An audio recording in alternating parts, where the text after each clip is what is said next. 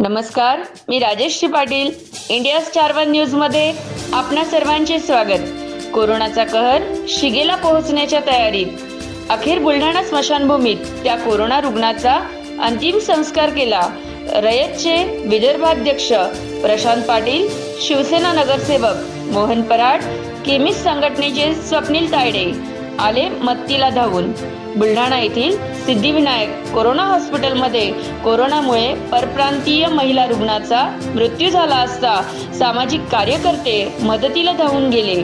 मध्य प्रदेश महाराष्ट्र सीमेवर असलेल्या आलनूर या गावातील एक 50 वर्षीय महिलेला कोरोनाची लागण झाली असता सर्वात प्रथम त्या महिलेला मध्य प्रदेशातील बऱ्हानपूर येथे उपचारासाठी नेण्यात आले.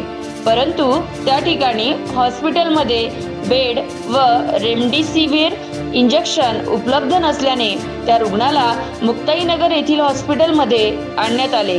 परंतु त्याही ठिकाणी बेड व इंजेक्शन उपलब्ध होत नसल्याने सदर रुग्णाच्या नातेवाईकांनी चिखली येथील डॉक्टर सुहास तायडे व डॉक्टर योगिता तायडे यांच्याशी संपर्क साधला असता त्यांनी बुलढाणा येथील सिद्धिविनायक हॉस्पिटलमध्ये बेडची व्यवस्था करून दिली.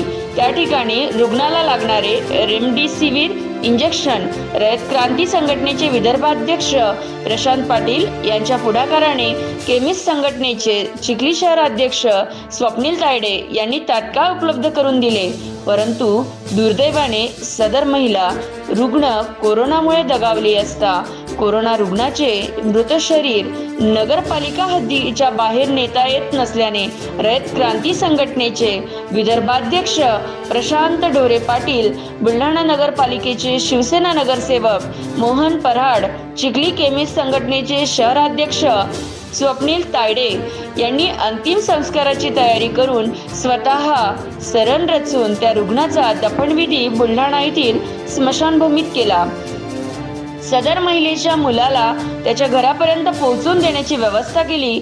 अशी वेळ कोणावरही येऊ नये म्हणून विनाकारण फिरू नका, मास्क सॅनिटायझरचा वापर करा, ताप सर्दी डोकेदुखी अंगावर काढू नका, तात्काळ उपचार घ्या असे आवाहन रयत क्रांती संघटनेचे विदर्भाध्यक्ष प्रशांत पाटील यांनी केले.